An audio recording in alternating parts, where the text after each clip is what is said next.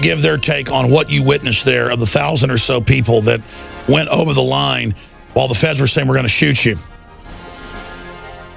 And to see how the BLM tasered people, attacked people from behind the week before, that's why all the paramilitary folks showed up. Because people see women and folks being tasered and beat. We're sick of it. I mean, for the average cowardly bootlicker that thinks it's fun to beat up innocents, maybe that's cool.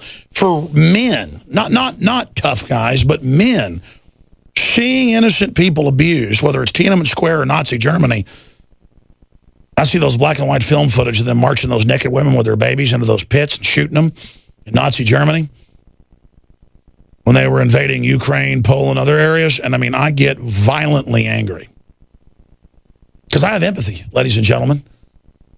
And I think about, how do you march naked women with babies in and shoot them in a pit? Well, you follow orders, I guess. Well, here's a little news flash for you. I'm not going to stand here and watch this. I'm not looking for a fight. I don't want to fight.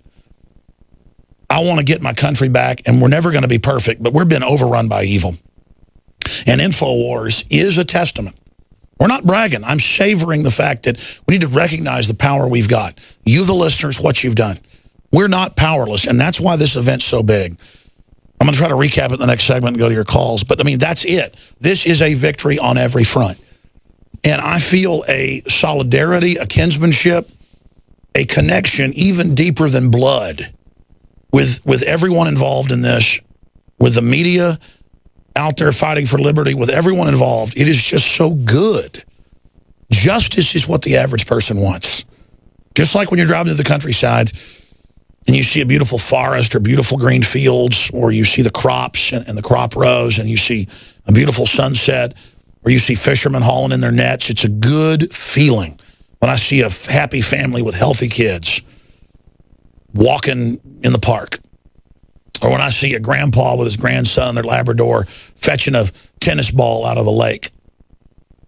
It's that satisfaction for what's good that I'm willing to die for. But I'm going to tell you something. I'm not going to just die in this fight. I'm going to smart as much as I can. I'm going to be as cunning as I can. What's the Bible say? Is harmless as a dove, as wise as a serpent, or am I flipping that around backwards?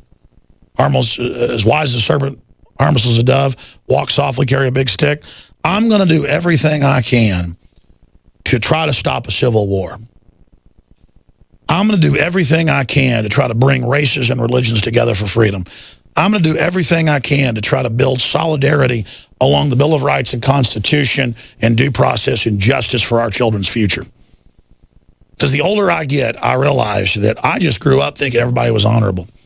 I just grew up thinking everybody shook hands and did what they said they'd do. I grew up thinking everybody was like my daddy and like my mommy. And then I later learned a lot of people aren't like that. And it's time for those of us that come from honorable backgrounds and honorable families, or people that have come from dishonorable families but have themselves transcended it, to realize that it's up to us to take this world back. It's a very, very special time to be alive.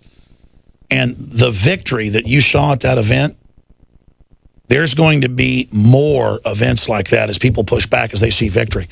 And the feds, if they miscalculate and start shooting people at another Lexington or Concord, are going to set the revolution off in our favor, which I don't even want that to happen, because it's like A, B, or C. A is fix the country peaceably in a velvet revolution of ideas.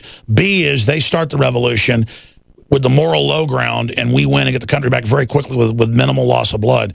C is we start it on the wrong footing, and they spin it, and it is a long, protracted war with tens of millions dead. I do not want that, I will guarantee you, for a lot of reasons. Hell, self-preservation is one of them.